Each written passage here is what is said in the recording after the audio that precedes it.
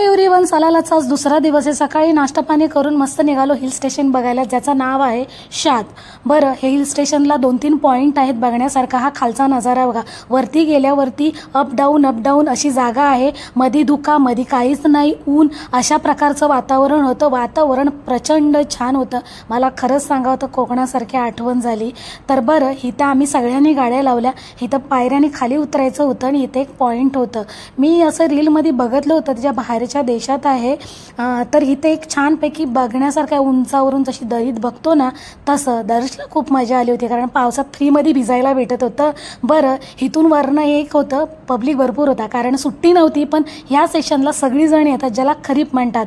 आणि सालाला खूप सुंदर आहे। आणि इथं जर खाली वाकून गेले नाही ना, तर केसाची डोक्यावरचे केस जातील, पण सगळ्या साली सुटून जातील।